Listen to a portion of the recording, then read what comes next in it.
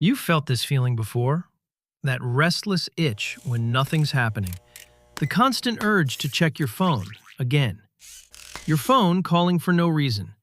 You simply call this feeling boredom.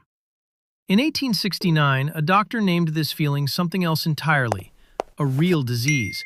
He called it a genuine disease. He was about to profit greatly. His name was George Miller Beard, a neurologist working in New York. He published a short, strange paper in a medical journal in Boston, introducing one new word, neurasthenia. Beard claimed something genuinely strange happening. Modern life was draining your nerves. Telegraphs, engines, newspapers, moving ever faster. Nerves held a limited fixed energy, draining faster than it ever recharged. He named it American nervousness, fatigue, irritability, insomnia, restlessness, closely. Inability to simply, quietly sit still. Does that sound oddly familiar exactly?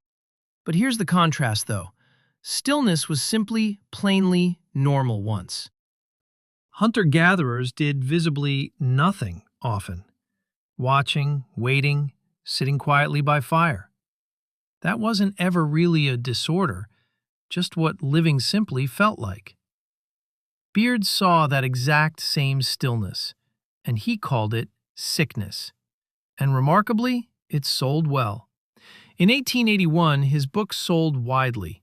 It became an unexpected instant bestseller. Wealthy patients lined up, eagerly waiting.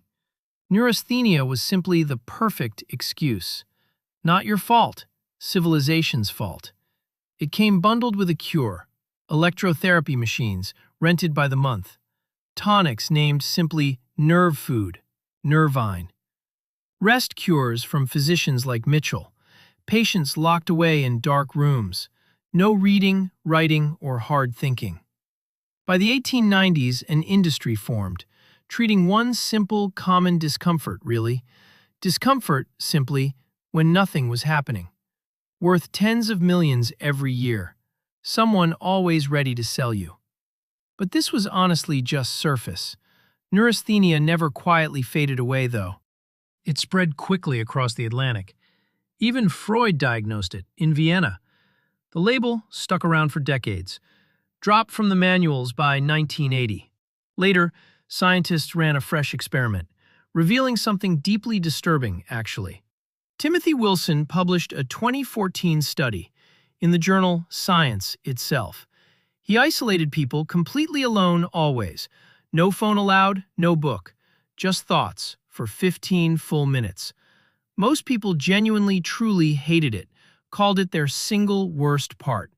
Then Wilson gave them one option, a button delivering a mild shock. Just to have something, anything, happening. 2/3 of them actually pressed it. Some pressed it more than once. They chose actual pain over emptiness. But that truly wasn't the worst. What came next was much larger. Another industry quietly learned the opposite, preventing restlessness from ever even arriving. Stanford studied that exact same mechanism, led by the researcher B.J. Fogg. Slot machine mechanics studied very closely.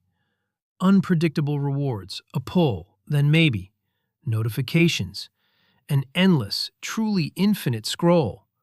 Pull to refresh, copied quite deliberately.